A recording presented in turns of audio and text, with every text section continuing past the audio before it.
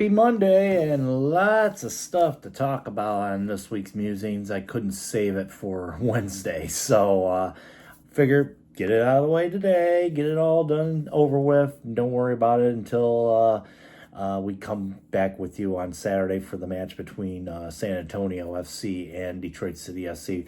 One that has a little bit of implication in it, if you ask me. Let's take a look at the standings. This was just brought out from USL Championship, the Prinks Tires Performance Standings for Week 33. Western Conference, mind you, San Antonio has nothing to play for, folks. They have been eliminated. The champions from 2022 were eliminated on Saturday night with the loss to Lou City, and thus they are eliminated. So the entire Western Conference playoffs, the teams are set. As far as positioning goes, that remains to be seen as of yet, as there's still some battles going on in there. I see that Las Vegas Lights and Sacramento Republic are 1 point, and Colorado Springs all within a point of each other. Memphis 901 sits in the 5th spot, could go into the 4th spot, depending, So the seedings 2 through 8 in the Eastern Conference are very subject to change. Let's turn our attention now to what we really care about, which is the Eastern Conference. And here it's going down the last day, folks. Going down to decision day on Saturday. Mind you, Tampa Bay and Hartford will be playing on Wednesday night down at IMG Academy. That'll go a long way in determining where that positioning goes for both of those squads. Right now, Tampa Bay sits 5 points behind Detroit City. They could hop into the 5th spot of the Eastern Conference with a win on Wednesday night. But they play Indy 11 also on Saturday night. What would that mean there? Well, okay, it'll put them at 49 points. And if Tampa Bay were to win, Indy 11, they're sitting at 53 or 51 points right now. What in turn, if Tampa Bay were to win on Wednesday night, that would leap them over Rhode Island FC, who's sitting at 48 points, and they would have the advantage by 1 point at that juncture. They would still be 2 points behind Indy 11, sitting at 51 points. So Tampa Bay theoretically will not be able to catch us, even if they were to get the 3 points. That will put them at 52 points, and thus will make them the 4th seed. So Detroit City FC, in turn, all they would need to do on Saturday night is draw against San Antonio, and they are assured of the 3rd seed. However, should the result be that Indy 11 ends up winning that game, theoretically, at that point on Saturday, if they win the game at IMG, theoretically, that would put them above us in the 3rd spot temporarily until results would be taking place there. Because then at that point, they would be at 54 points. When we start at 9:30, we would be tied with them at 54 points as far as the live table goes. Then at that point, Detroit City, all they would have to do is just basically tie the match, and then or end up with a draw in that match, and then they would be assured of the 3rd seed of the playoffs. Now, our opponent, though, is to be determined as well, whether we will get the 7th seed, which right now would be, the 6th seed. The 6th seed right now is between Tampa Bay and Rhode Island at this point. And then also Pittsburgh. Pittsburgh, I don't think can catch either one. They can catch Rhode Island or they can make their way up there. But I don't know if they would make it into the 5th or 6th spot. So what we're looking at is probably a 3-6 matchup. Not sure if I think Rhode Island might have the tiebreaker. I'm not sure about on that. I'll have to look at the. In fact, I can look at it right now. Let's look at the head-to-head between Pittsburgh and Rhode Island here. Take a look real quick here. Look at so let's take a look at the head-to-head between Pittsburgh and Rhode Island. Now, Pittsburgh, I believe, head-to-head against Rhode Island,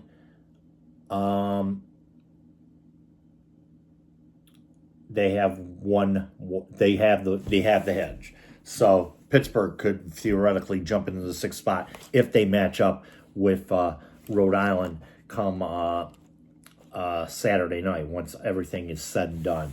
So, like I said, lots to be played for as far as the Eastern Conference is concerned. And of course, there is that dogfight on the bottom. I mean, Pittsburgh might have themselves well into this thing. Kaylor Hodges said that Birmingham Legion was theoretically out of playoff position. Right now, they're still in contention, even though they're in the 11th spot in the Eastern Conference right now. Things could change. They could leapfrog, North Carolina could lose. They could leap into the 8th spot that way.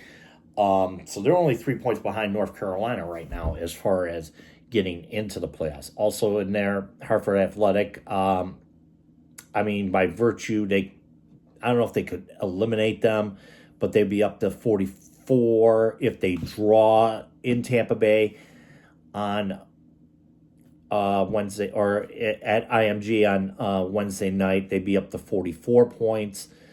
But, this could, the race for the playoffs could end up being settled on the last day in the Eastern Conference. So it's still like, it's not really a pillow fight, as some people might say. I've been told that, but that was about the Western Conference. I don't think it's so much a matter of a pillow fight here. It's gonna go right down to the wire here, as far as that goes. So we will not know who our opponent is, or we know when that the game will be. It'll be November 2nd. We don't know what time it'll be or who our opponent is. That we'll find out going into the week next week, obviously, and it's gonna be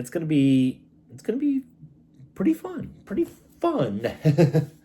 Last week of action here. Let's take a look at those games real quick that will be happening on Saturday in the USL Championship.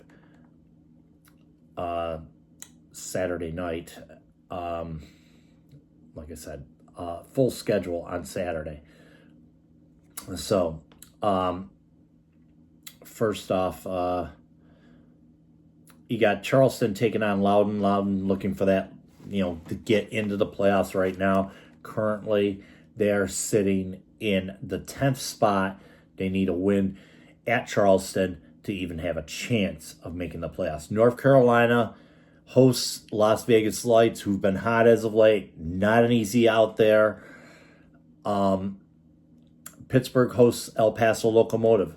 Should be an easy 3 points there.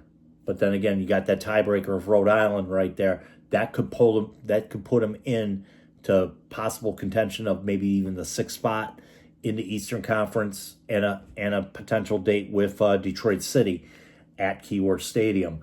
Lou City takes on Phoenix Rising. Throw that one by the wayside. I believe Phoenix is out of playoff contention in the West. No, they are in. So that, still throw that one by the wayside. But, Phoenix gets some momentum, gets a point out of, they could end up on the 8th spot, but highly unlikely in that one. Rhode Island will be taking on the Miami SC. Should be an easy 3 points for Rhode Island. However, as I mentioned, Tampa Bay takes on Indy 11 at 7:30. Now, that is going to cancel each other out. Whether it ends up being a draw, a win for Tampa Bay. Win for Tampa Bay would be good for on Detroit's side, so that means four spots solidified, or third spot solidified for Detroit City. Tampa Bay will move into the third spot in the or the fourth spot in and get a home playoff game at IMG Stadium. Indy 11 should win. There's a possibility that third could come into play for the Indy 11, but then it'll have to rely on the result of Detroit City and San Antonio at 9:30. So, but the tie or the initial at the initial kick, Detroit City will have that third spot because of the tiebreaker.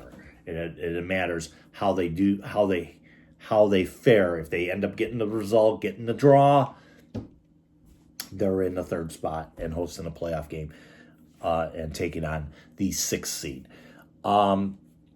FC Tulsa taking on Monterey Bay. That's a 9:30 kick. 4 11 o'clock kicks. This was going to be the deciding factor as far as the Western Conference goes. Now it's all for positioning.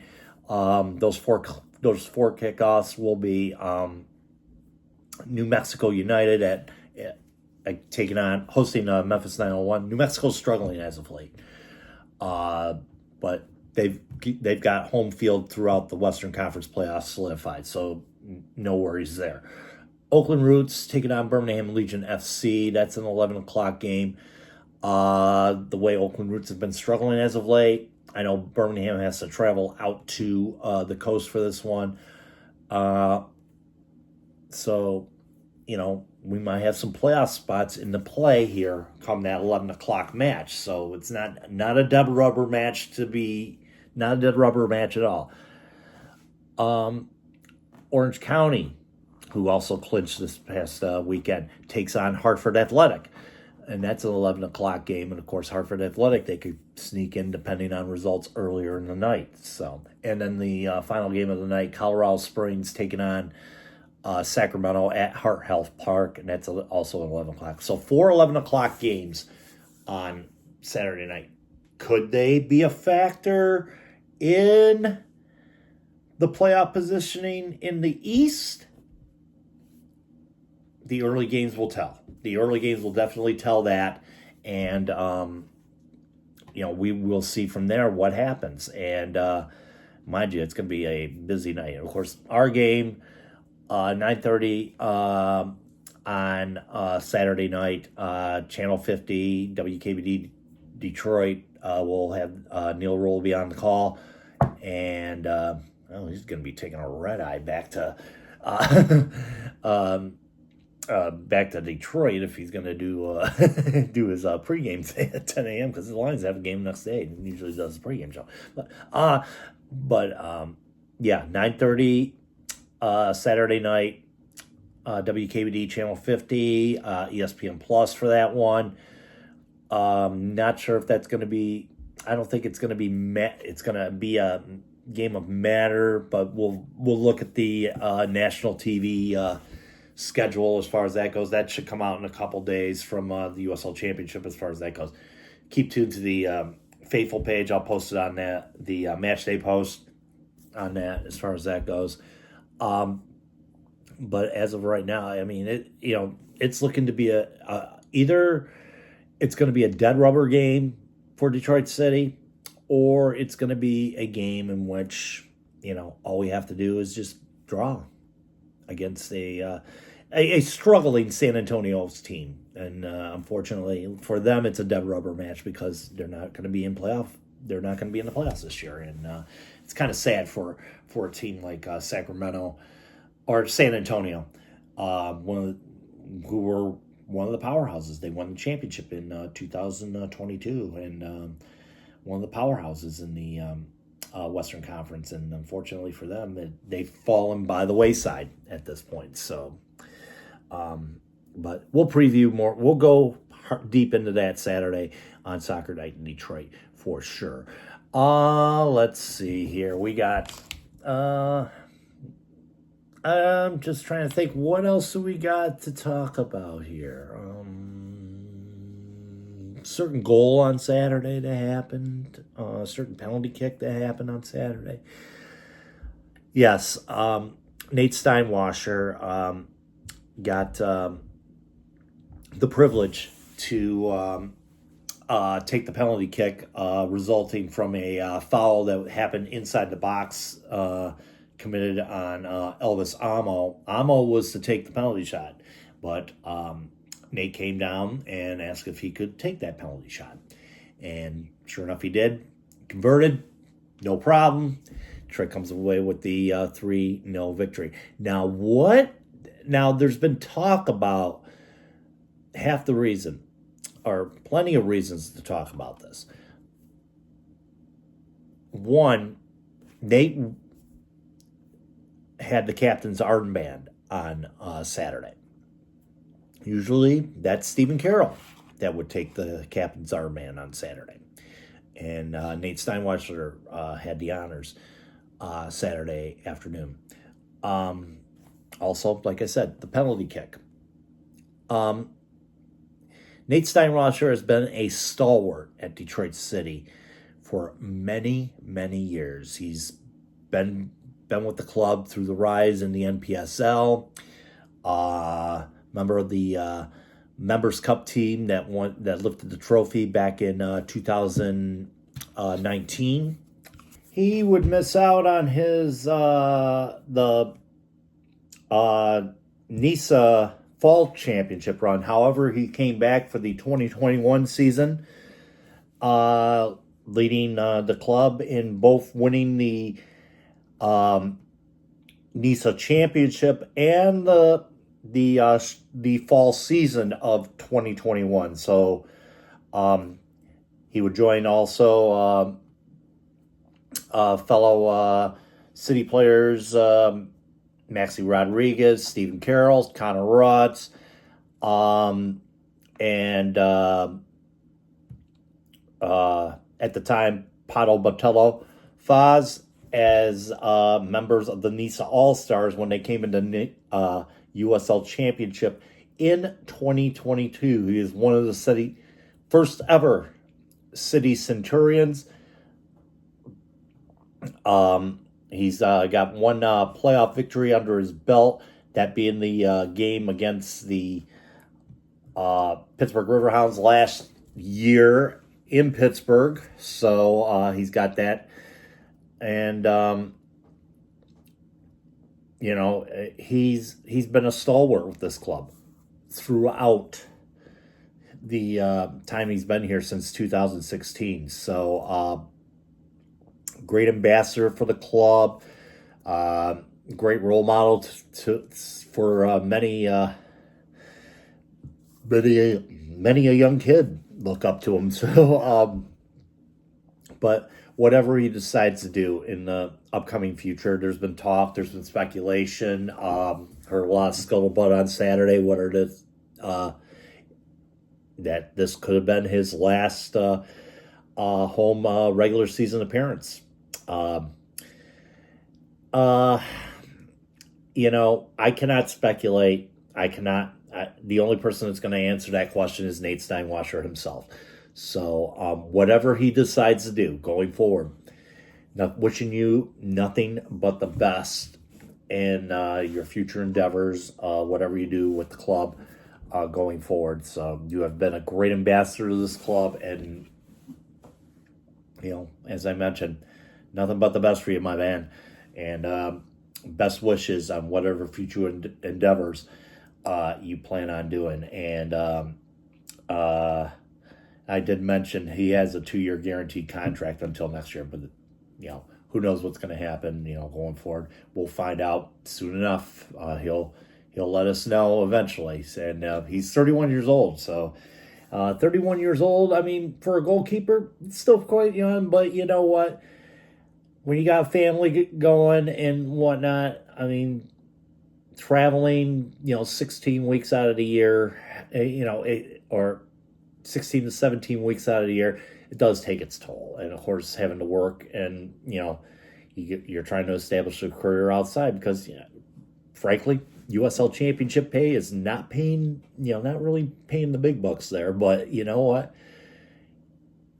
number one in our hearts, and there's a reason why he wears number one as the goalkeeper for Detroit City FC. And like I said, nothing but the best for you, buddy, whatever you decide to do going forward. So, Saturday, don't know what we're going to do yet. I don't know if we're going to do pregame at the clubhouse or if we're going to do pregame here. But we'll let you know one way or another where we'll be Saturday night. All we know is we're going to be previewing a game between San Antonio FC and Detroit City FC. That's all we know. Preview will come out as per usual, hour before the match, and then of course after hours will be from wherever, whether I decide to go down to the clubhouse for the after hours and join the watch party there, and we're just going to do strictly. We're going to do the watch party. We're going to do the after hours there, the whole complete episode. No scoreboard. We'll do a scoreboard up to the game that we're involved in, because the other results won't matter to us too much, because by then we should know who our opponent will be and what position we'll be in as far as the playoffs go. But I might tag the final four matches of those games will get done at 1 o'clock in the morning. I'm just telling you that right now, and I'm not staying up till 1 o'clock in the morning to do a scoreboard recap after hours. We're just going to do after hours immediately following the game. Get that out to you right away, and then by then, like I said, by then we'll find out who our opponent will be on November 2nd at Keyworth for the first round of the USL playoffs. Until Saturday, folks, keep your feet on the ground, keep reaching for the galaxy.